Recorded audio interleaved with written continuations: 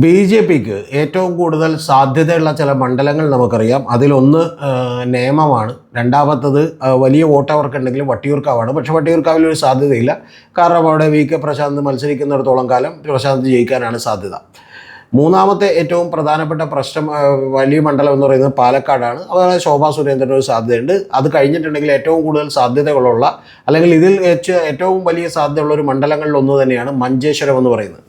ആ മഞ്ചേശ്വരം സാധ്യതയുണ്ടാകാൻ കാരണമെന്ന് പറഞ്ഞാൽ അവിടെ കഴിഞ്ഞ 2 തവണയും കെ സുരേന്ദ്രൻ പരാജയപ്പെട്ടത് വളരെ ചെറിയ വോട്ടുകൾക്കാണ്.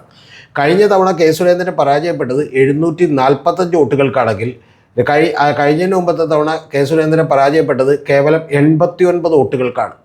ഇത്രയും ഞാൻ പറഞ്ഞു കഴിഞ്ഞപ്പോൾ എൻ്റെ പ്രിയപ്പെട്ട പ്രേക്ഷകർക്കറിയാം എത്രത്തോളം ടൈറ്റായിരിക്കും അവിടെ മത്സരമെന്നറിയാം.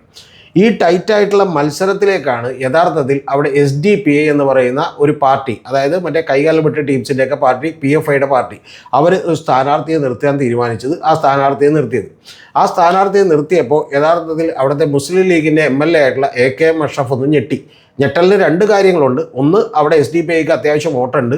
അവർ കഴിഞ്ഞ ലോക്കൽ ബോഡി തെരഞ്ഞെടുപ്പിൽ 7500-ലധികം വോട്ടുകൾ പിടിച്ചതാണ്. ഇതുകൂടാതെ അവിടെയുള്ള ഏറ്റവും പ്രധാനപ്പെട്ട കാര്യമെന്ന് പറയുന്നത് നിൽക്കാൻ പോകുന്ന സ്ഥാനാർത്ഥി എന്ന് പറയുന്നത് അദ്ദേഹത്തിൻ്റെ പേര് KM അഷ്റഫ് എന്നാണ്. എന്ന് പറഞ്ഞാൽ UDF സ്ഥാനാർത്ഥിയായിട്ടുള്ള മുസ്ലിം ലീഗ് സ്ഥാനാർത്ഥിയുടെ പേര് AKM അഷ്റഫ്. ഇതിലൊരു 7 വ്യത്യാസമുള്ളൂ. മറ്റേത് KM അഷ്റഫാണ്. അപ്പോൾ അത് അദ്ദേഹത്തിൻ്റെ പേര് KM അഷ്റഫ് എന്നല്ല എന്നും അഷ്റഫ് ബഡാജെ എന്ന പേരിലാണോ അദ്ദേഹം അറിയപ്പെടുന്നതെന്നൊക്കെ പറയും. അറിയപ്പെടുന്നതൊക്കെ അങ്ങനെ തന്നെയാണ്. പക്ഷേ അദ്ദേഹം 2010 മത്സരിച്ചപ്പോഴും KM അഷ്റഫ് എന്നുള്ള പേരിൽ തന്നെയാണ് അദ്ദേഹം മത്സരിച്ചിരുന്നത്. അപ്പോൾ അതുകൊണ്ട് തന്നെ ഈ പേരുകളിലെ സാമ്യം മൂലം കുറേ വോട്ടുകൾ പിന്നെയും നഷ്ടപ്പെടുമോ എന്ന് പറയുന്ന വലിയ വ്യാകുലതകൾ തീർച്ചയായിട്ടും മുസ്ലിം ലീഗിനും UDFനും ഒക്കെ ഉണ്ടായിരുന്നു. ഈ കഴിഞ്ഞ ഒരു വീഡിയോ എടുത്തപ്പോൾ തന്നെ ഞാൻ പറഞ്ഞിരുന്നു ഇതൊക്കെ കൊണ്ടുവന്നിട്ട് തന്നെ യഥാർത്ഥത്തിൽ സുരേന്ദ്രൻ അവിടെ ജയിക്കാൻ സാധ്യതയുണ്ട്, SDP സുരേന്ദ്രനെ ജയിപ്പിക്കുമോ എന്ന് പറഞ്ഞുകൊണ്ടാണ് ഞാൻ ആ വീഡിയോ ചെയ്തത്. ഇപ്പോൾ കഴിഞ്ഞ ദിവസമാണ് നാമനിർദ്ദേശ പത്രിക അവസാനിക്കാനുള്ള ഏറ്റവും ലാസ്റ്റത്തെ ദിവസമുണ്ടായത്. അന്ന് അവർ അത് പിൻവലിച്ചിരിക്കുന്നു. അത് എന്ത് ചെയ്തിരിക്കുന്നു? ആ സ്ഥാനാർത്ഥിത്വം പിൻവലിച്ചു എന്ന് പറഞ്ഞാൽ സംസ്ഥാന നേതൃത്വം ഇടപെട്ട് നിർബന്ധിച്ച് പിൻവലിപ്പിച്ചിരിക്കുന്നു എന്നുള്ളതാണ്. കൂടാതെ SDPയുടെ ക്രെഡിബിലിറ്റി തന്നെ നഷ്ടപ്പെട്ടു. കാരണം അവർ ഈ പറയുന്ന പോലെ UDFൻ്റെ സമ്മർദ്ദത്തിന് വഴങ്ങി എന്ത് ചെയ്തിരിക്കുന്നു? ഇത് പിൻവലിച്ചിരിക്കുന്നു എന്നുള്ളതാണ് നമുക്ക് മനസ്സിലാക്കുന്നത്. കൂടാതെ SDPI അമ്പലപ്പുഴയിലും സ്ഥാനാർത്ഥിയെ നിർത്താൻ തീരുമാനിച്ചിട്ടുള്ള ഇതെല്ലാം തന്നെ അവരുടെ സംഘടനക്കകത്ത് തന്നെ വലിയ സ്പ്ലിറ്റ് ഉണ്ടാക്കുകയും അവരുടെ അണികളോടുള്ള വിശ്വാസ്യത തകർക്കുകയും ചെയ്തിട്ടുണ്ട് എന്നുള്ളത് ഒരു വാസ്തവമായിട്ടുള്ളൊരു കാര്യമാണ്. ഇതിൻ്റെ പുറകിൽ ചില പണമിടപാടുകളൊക്കെ നടന്നിട്ടുണ്ട് എന്നുള്ളത് കേൾക്കുന്നു. അതൊക്കെ നമുക്ക് സ്ഥിരീകരിക്കാൻ കഴിയാത്ത കാര്യങ്ങളാണ്.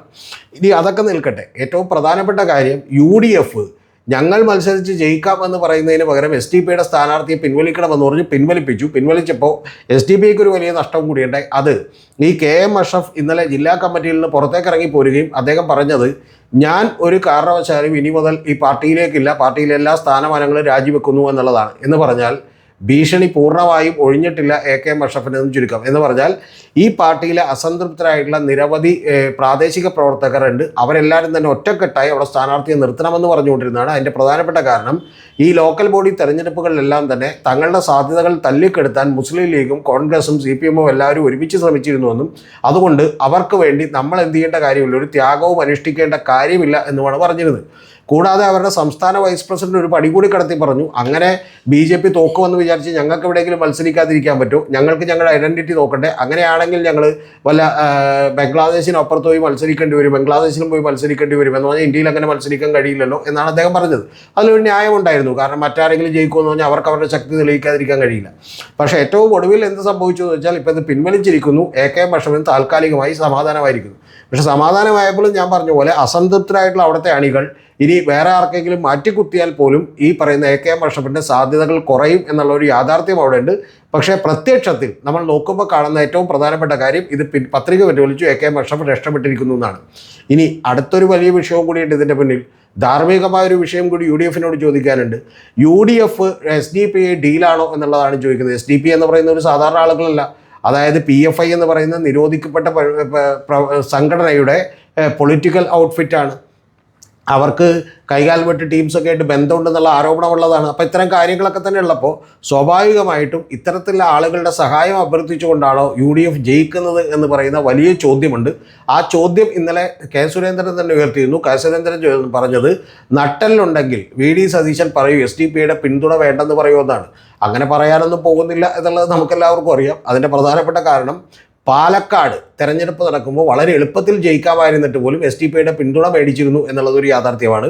കൂടാതെ SDP പിന്തുണ മേടിച്ചു എന്ന് മാത്രമല്ല, PFI നിരോധിച്ചതിന് ശേഷം ഏതാണ്ട് 2 കൊല്ലമായിട്ട് പതുങ്ങിയിരുന്നിട്ടുള്ള ആളുകൾ മുഴുവൻ പുറത്തേക്ക് ഇറങ്ങുകയും അന്ന് പാലക്കാട് രാഹുൽ മാങ്കൂട്ടത്തിൽ 18,840 വോട്ടിന് ജയിച്ചപ്പോൾ CPM ഓഫീസിലേക്ക് വളരെ വാശിയോടുകൂടി പ്രകടനം നടത്തുകയൊക്കെ ചെയ്യുന്നുണ്ട്. കോൺഗ്രസ്സുകാർക്ക് അത്ര വലിയ ആവേശം ഉണ്ടായില്ല, UDFകാർക്കും ഉണ്ടായില്ല, മുസ്ലിം ലീഗുകാർക്കും ഉണ്ടായില്ല. പക്ഷേ SDP ആദ്യത്തെ പ്രകടനം നടത്തിയത് അതും CPM ഓഫീസിലേക്കാണ്. അപ്പോൾ ഇത്തരത്തിലുള്ള പല പ്രകടനങ്ങളൊക്കെ കണ്ടു. അത് തന്നെ UDF ദോഷമാകുമെന്ന് ഞാൻ പറഞ്ഞുകൊണ്ടിരുന്നതാണ്. അതിനിടയിലാണ് യഥാർത്ഥത്തിൽ കാസർഗോഡ് ഇത്തരത്തിലുള്ളൊരു ഡീൽ ഉണ്ടാകുന്നത്. കാസർഗോഡിൻ്റെ കൾച്ചർ വേറെയാണ്, വളരെ ഡിഫറൻ്റ് ആയിട്ടുള്ള ഒരു ഏരിയ ആണ്. അവിടെ മുസ്ലിം ലീഗ് തന്നെ പരിശോധിക്കേണ്ട നിരവധി കാര്യങ്ങളുണ്ട്. കാരണം എതിര് നിൽക്കുന്നത് BJP ആയിട്ടും 53% വരുന്ന മുസ്ലിം കമ്മ്യൂണിറ്റി ഭൂരിപക്ഷമുള്ള പ്രദേശമായിട്ട് പോലും മുസ്ലിം സമുദായത്തിൻ്റെ മൊത്തം വോട്ടുകൾ അവർക്ക് കിട്ടുന്നില്ല എന്നുള്ളതൊരു യാഥാർത്ഥ്യമുണ്ട്. അവിടെ വളരെ സെക്യുലർ ആയിട്ടുള്ള ആളുകളാണ്. അവരിൽ നിരവധി ആളുകൾ LDF കൂടി വോട്ട് ചെയ്യുന്ന ആളുകളാണ് എന്നുള്ളതൊരു യാഥാർത്ഥ്യമാണ്, BJP ഭീഷണി ഉണ്ടായിട്ട് പോലും. അപ്പോൾ അതൊക്കെ കൊണ്ട് തന്നെ ഏതാണ്ട് 37-38% വോട്ടുകളൊക്കെയാണ് അവിടെ കിട്ടുന്നത്. കഴിഞ്ഞ തവണ 2% വോട്ടുകൾ അതിന് മുമ്പത്തെ തവണത്തേക്കാൾ AK അഷ്റഫിന് കുറവായിരുന്നു.